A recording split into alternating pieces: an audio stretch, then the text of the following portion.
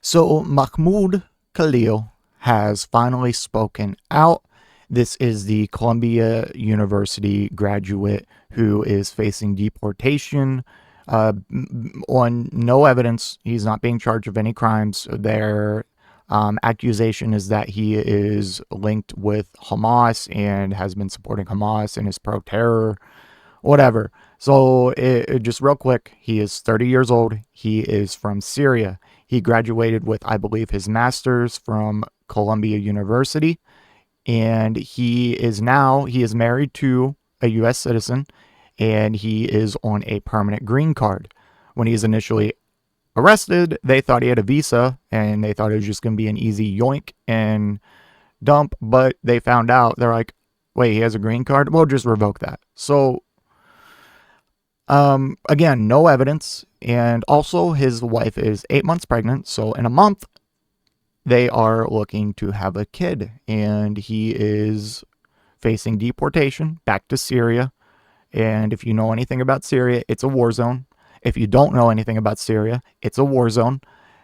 And again, there's no evidence. It's all accusations from the DHS and then perpetuated by the right wing media sphere.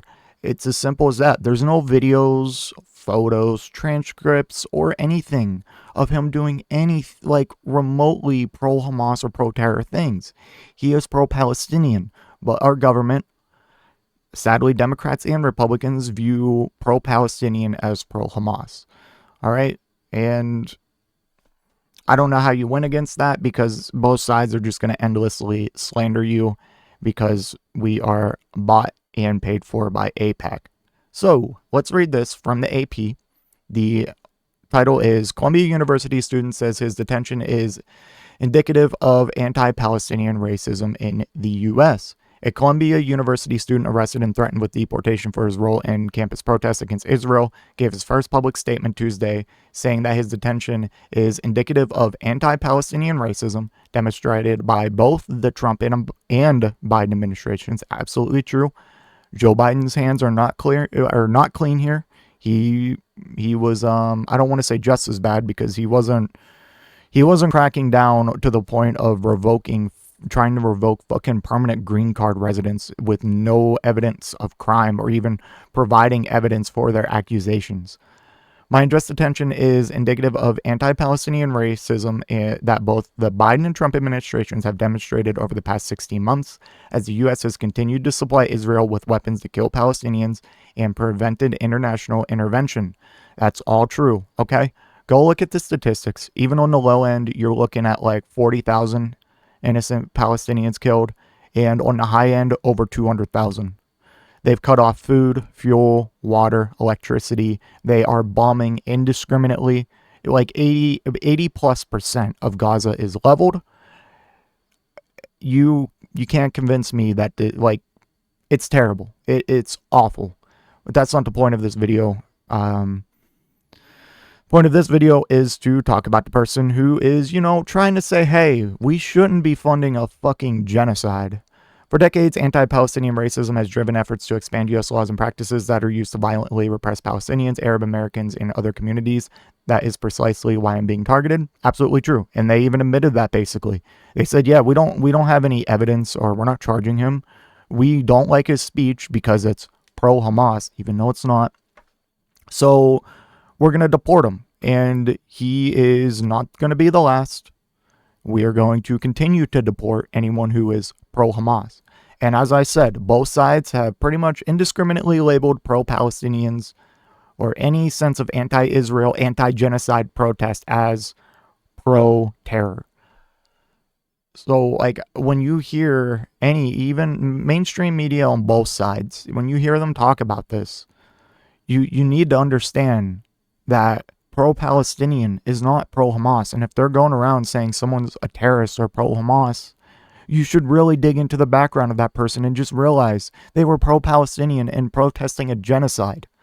But I fear that the average American sees these protests, which has a bunch of people waving these Palestinian flags. You have a bunch of Arabic students, people with brown skin wearing, their mask and all that. And the average American looks at that and thinks terrorist. Like, that's the truth, and it's sad. If you think otherwise, that like the average American doesn't look at those protests and what's going on there and think that like, oh yeah, that is terrorist. Like, please try to convince me otherwise. But I'm sad to say that. I don't want it to be true, but that's just the case. And if you are in that camp, I encourage you so much to please just research what Israel is doing. Research, anyone who is accused of being a terrorist, like any of these students. Anytime they say a protest is this, go dig into it. So the government says he could not be detained at an immigration facility near where he was originally arrested, in part because of a bed bug infestation. So they sent him to Louisiana. That's like several states away from where he was arrested and lives. Khalil says there was no such discussion of bed bugs and he feared he was being immediately deported. Khalil said in a declaration filed in Manhattan federal court Monday that while he was held overnight at a detention center in Elizabeth, New Jersey, I did not hear anyone mention bed bugs. In court papers over the weekend, lawyers for the Justice Department also blamed his move on overcrowded facilities in the Northeast. Khalil made the statement about bed bugs in an exhibit attached to court papers in which his lawyers asked that he be freed on bail while the courts decide whether his arrest violated the First Amendment.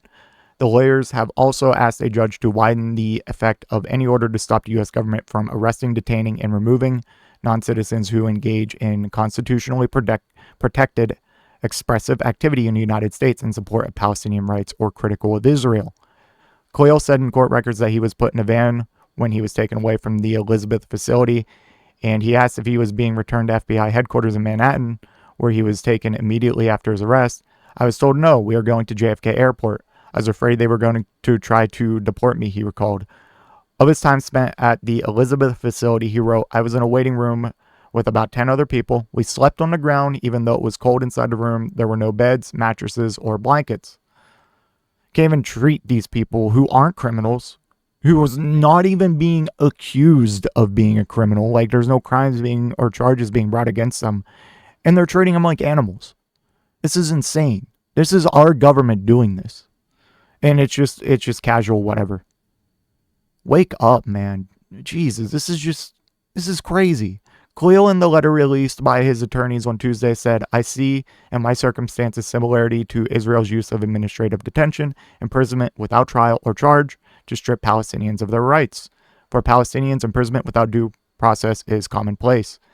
In the weekend, court papers lawyers for the Justice Department gave a detailed description of Khalil's March 8th arrest and his transport from Manhattan to Elizabeth and then to Kennedy International Airport in New York the next day for his transfer to Louisiana, where he has been held since. Khalil could not be housed at Elizabeth Detention Facility long-term due to a bed bug issue. So he remained there until his flight to Louisiana, the lawyer wrote. They said he was at the facility from 2:20 a.m. until 11:30 a.m. on March 9th. The lawyers have asked that legal issues be addressed by federal judges in New Jersey or Louisiana rather than New York. A Manhattan federal judge has not yet ruled on the request. Khalil's lawyers, who oppose transferring the case, wrote in a submission Monday that the transfer to Louisiana was predetermined and carried out for improper motives rather than because of a bed bug infestation. So it sounds like they just lied. Shocker. Despite the bed bug claim, the Elizabeth Detention accepted at least 4 individuals for detention from March 6th through last Thursday, and Khalil himself saw men processed for detention while he was there, they wrote.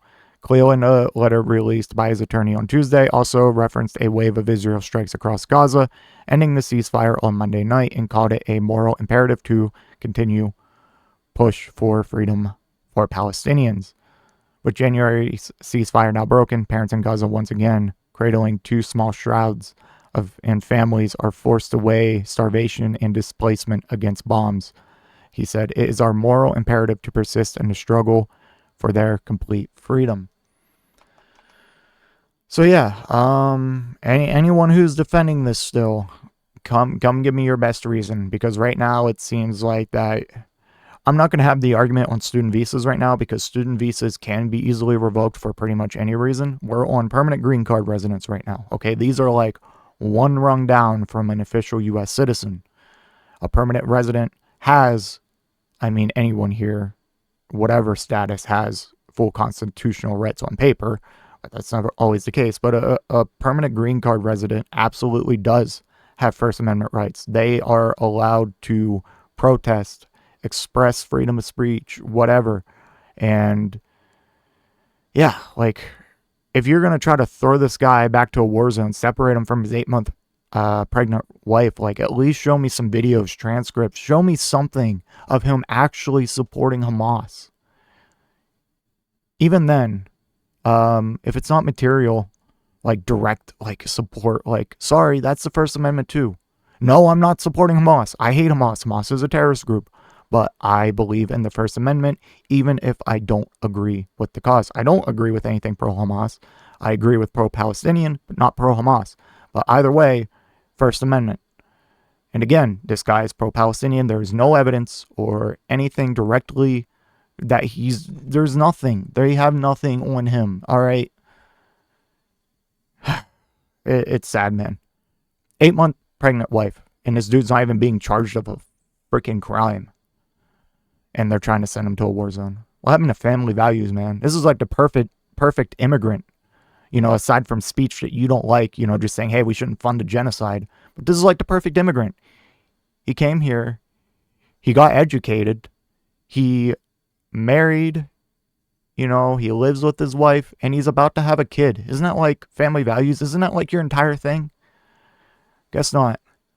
Let me know what you think in the comment section down below, and I will see you in the next one. If you made it to this point in the video, I just want to give a special thank you. If you enjoyed it, please hit that like button down below, and if you really enjoyed it, maybe consider hitting that subscribe button while you're down there.